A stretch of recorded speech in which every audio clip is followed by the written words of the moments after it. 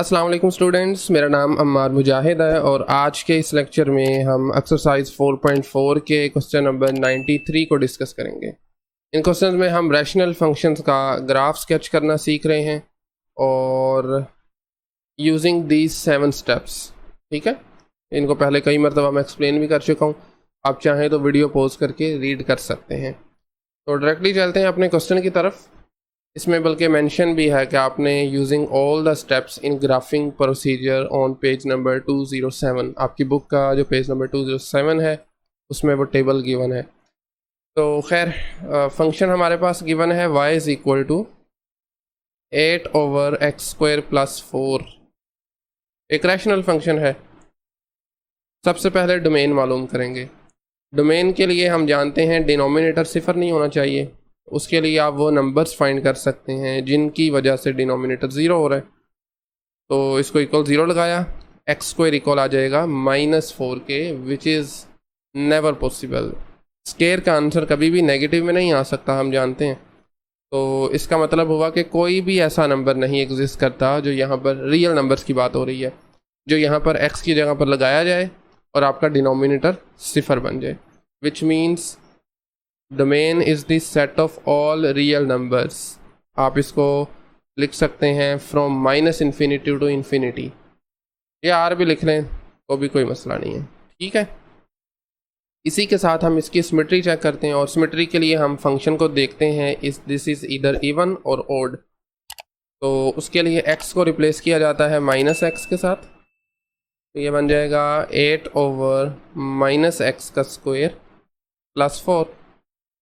Square है, minus ख़त्म हो जाएगा तो ये दोबारा से एक्चुअल फंक्शन आ जाएगा 8/x² + 4 which is equal to f(x). तो आपने जब x को -x से रिप्लेस किया, आंसर दोबारा वही फंक्शन आ गया। इसका मतलब ये हुआ कि ये फंक्शन इवन फंक्शन है और इवन फंक्शन हम जानते हैं सिमेट्रिक हुआ करते हैं अबाउट y एक्सिस। ठीक है, ऑलराइट। सेकेंड स्टेप में हमें इसके डेरिवेटिव्स फाइंड करने हैं, एवेल्यूएट करने हैं, फर्स्ट और सेकेंड। ये काम आपने खुद करना है। मैं आपको बहरहाल यहाँ से डायरेक्टली बता देता हूँ। इसका जो फर्स्ट डेरिवेटिव आएगा that is going to be -16x divided by x² + 4 का स्क्वायर। ये आप फाइंड कर सकते हैं इजीली यूजिंग कोशेंट रूल।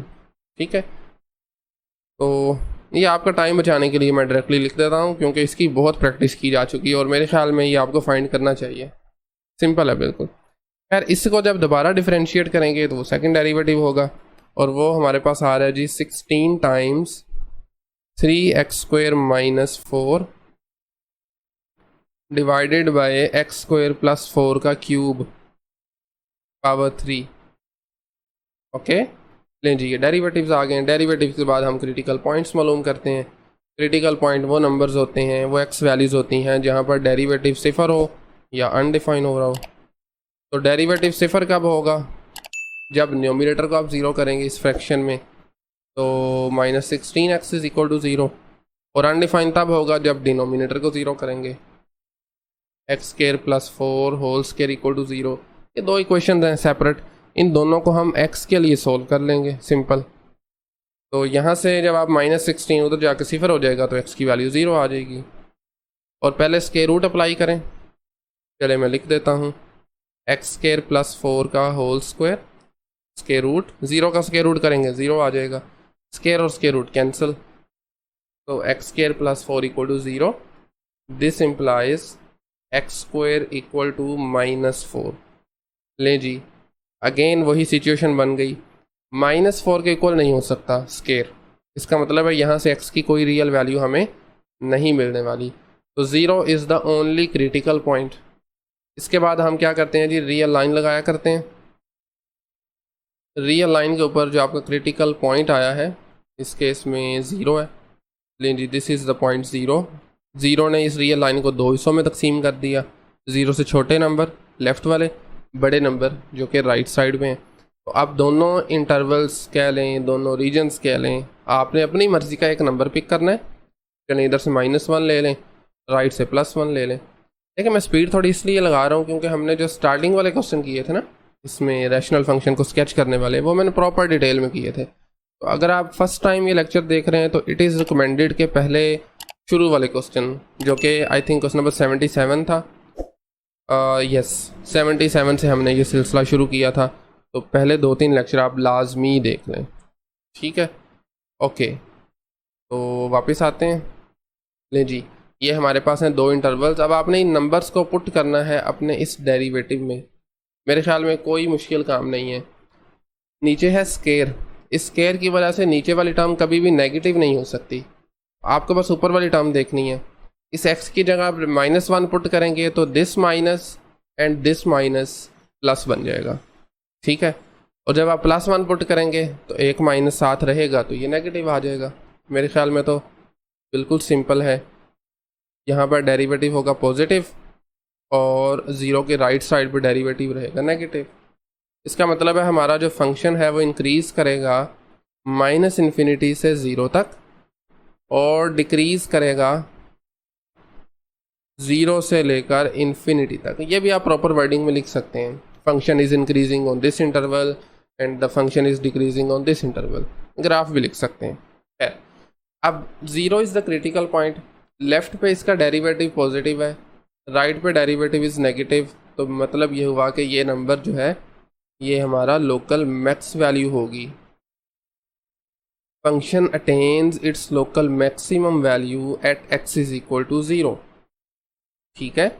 0 पर आप फंक्शन की वैल्यू भी मालूम कर सकते हैं जो एक्चुअल मैक्सिमम वैल्यू होगी। तो यहाँ पर ज़रा x की जगह पे लगाइए 0, 0 हो जाएगा, 8/4 आंसर 2 आ जाएगा।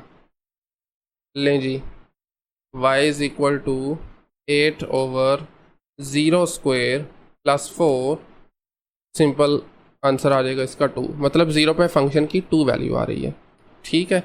ऑलराइट, 5th पॉइंट, ये 4th पॉइंट था, आप बल्कि चलें यहाँ पर मेंशन कर देते हैं। हम 5th नंबर पे हम क्या करते हैं, पॉइंट ऑफ इन्फ्लेक्शन मालूम करते हैं, यानी वो पॉइंट्स जहाँ पर डबल डेरिवेटिव इज़ 0 और it is undefined. Point of inflection वो पॉइंट्स होते हैं जहाँ से फंक्शन की कॉन्केविटी चेंज हो रही होती है। तो this is the second derivative. Numerator को 0 करेंगे तो ये ओवरऑल 0 हो जाएगा, डिनोमिनेटर को 0 रखेंगे तो ये अनडिफाइन हो जाएगा। सो y double derivative equals undefine. Numerator में हमारे पास आ रहा है जी 16 × 3x² - 4 = 0। डिनोमिनेटर की बात करें तो उसमें आ रहा है x² + 4³ = 0। तो इन दोनों इक्वेशंस को हम सॉल्व करेंगे। यहाँ से 16 जो है ना वो तो सीधा 0 हो जाएगा, ख़त्म हो जाएगा, बाकी बचेगा 3x² - 4। फर्दर आप क्या करेंगे, 4 ऐड करें दोनों तरफ तो आ जाएगा 3x² = 4, x² इक्वल आ जाएगा 4/3 के। जब आप करेंगे दोनों तरफ स्क्वायर रूट अप्लाई तो स्क्वायर और स्क्वायर रूट कैंसिल, यहाँ पर आ जाएगा ±4/3 स्क्वायर रूट। 4 का स्क्वायर रूट होता है 2, तो अल्टीमेटली ये चीज़ हमारे पास आ जाएगी ±2/√3। ये दो हमारे पास पॉइंट ऑफ इन्फ्लेक्शन है। दूसरी तरफ इस इक्वेशन को अगर आप सॉल्व करें तो सबसे पहले दोनों तरफ पावर अप्लाई करें 1/3, जिससे ये वाली पावर हो जाएगी कैंसिल। 0 की पावर 1/3 0 होता है। फर्दर आप x² इक्वल करेंगे -4 के, अगेन वही सिचुएशन आ गई, this is not possible, square का आंसर नेगेटिव नहीं हो सकता। तो इसके सिर्फ 2 ही पॉइंट ऑफ इन्फ्लेक्शन आए हैं, +-2/√3, ठीक है। और राइट जी, फर्दर अब हम यहाँ पर लगाएंगे एक अदद real line to check the concavity of the function.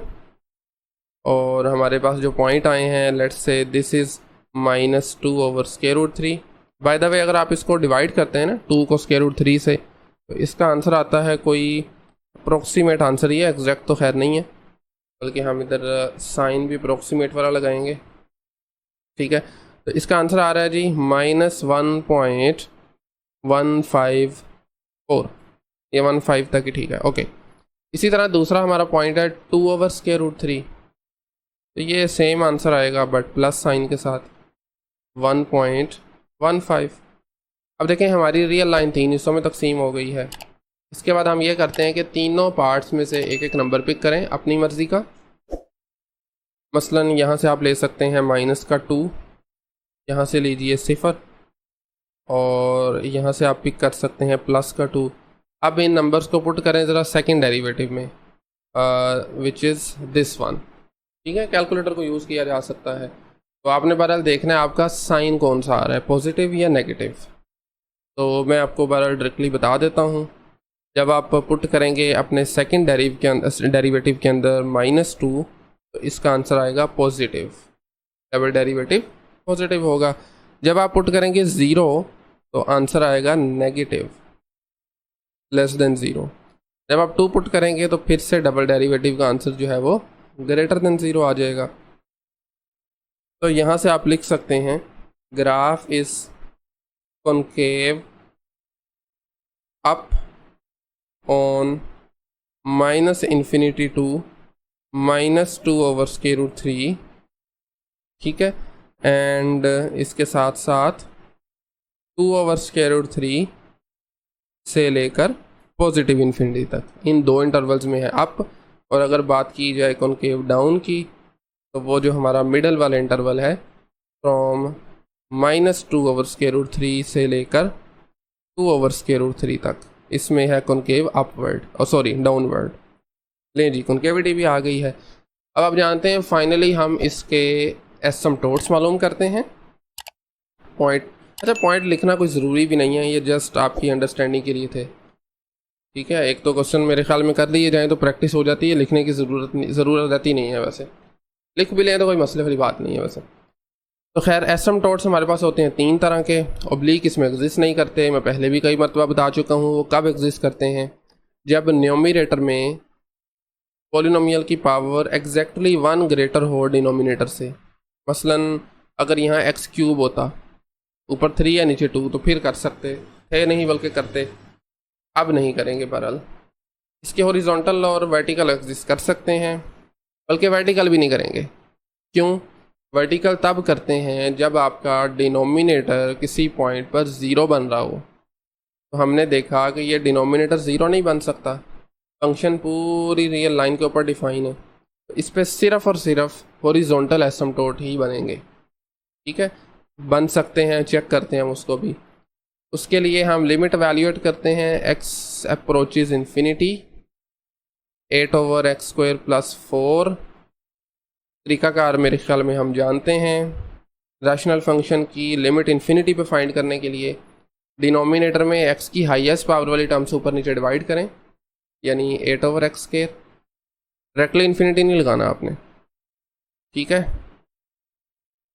इस केस में वैसे लगाया जा सकता है, लेकिन इट्स बेटर कि आप जो रूल्स हैं ना उनको फॉलो करके इसको सिंप्लीफाई करें, +4/x²। बल्कि इट्स बेटर कि आप इस रूल को ही फॉलो करें, डायरेक्ट लिमिट कभी भी ना लगाया करें जब इन्फिनिटी पे वैल्यूएट करनी है रैशनल फंक्शन की। तो इसको सिंप्लीफाई करेंगे तो ये आ जाएगा 8/x²। ये कैंसिल आउट हो जाएंगे आपस में, तो ये बनेगा 1 + 4/x²।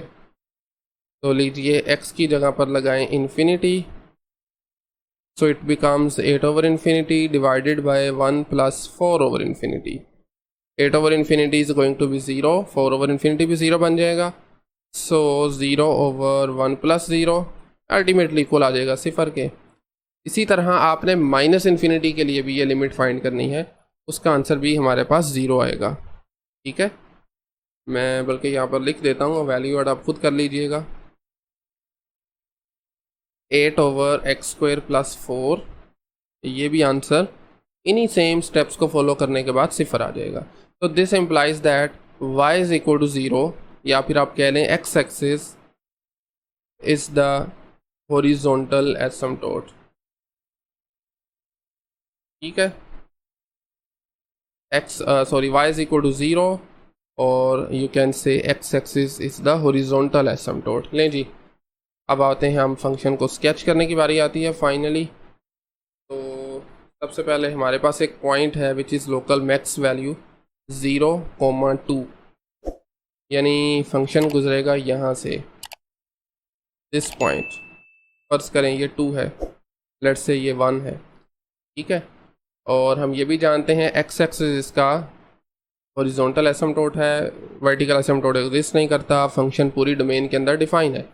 एक और चीज़ जो इम्पोर्टेंट है, हम एज्यूम करते हैं कि this point is -2/√3 which is आपको बता दिया था ना -1.15 होगा, और इसी तरह से दिस इज़ 2/√3, ठीक है। ये आपके पास कॉन्केविटी डिफाइन करते हैं। तो फ़र्ज़ करें जी, मैं वैसे आप फाइंड कर सकते हैं वैल्यू, लेट्स से कि ये वैल्यू आ रही है इनकी, इन दोनों के दरमियान में मिडल वाले इंटरवल के अंदर फंक्शन था कॉन्केव अपवर्ड, कुछ इस तरह से, ठीक है। बाकी फंक्शन इस इंटरवल में इंक्रीज़ कर रहा है, मतलब 0 के लेफ़्ट पे और राइट पे हम जानते हैं डिक्रीज़ कर रहा है, और इसके अंदर ये कॉन्केव डाउनवर्ड है, कुछ इस तरह से, ठीक है। और ये आपके पास बन रहे हैं इसके हॉरिजॉन्टल एसिम्पटोट्स। सिमिलरली क्योंकि ये इवन फंक्शन है वाई एक्सिस के अलोंग सिमेट्रिक भी है, तो राइट साइड पे भी सेम वैसा ही बनेगा जैसा आपने लेफ्ट साइड पे बनाया था। ले जी, that's it, this is the graph of the given function, ठीक है। और राइट, काफ़ी है मेरे ख्याल में आज के लिए इतना ही। नेक्स्ट लेक्चर जो होगा उसमें वो ऑलमोस्ट हमारा लास्ट लेक्चर होगा इस एक्सरसाइज का। तो आज के लेक्चर में कोई भी कन्फ्यूजन क्यूरी हो तो आप कमेंट सेक्शन में पूछ सकते हैं, otherwise thank you very much.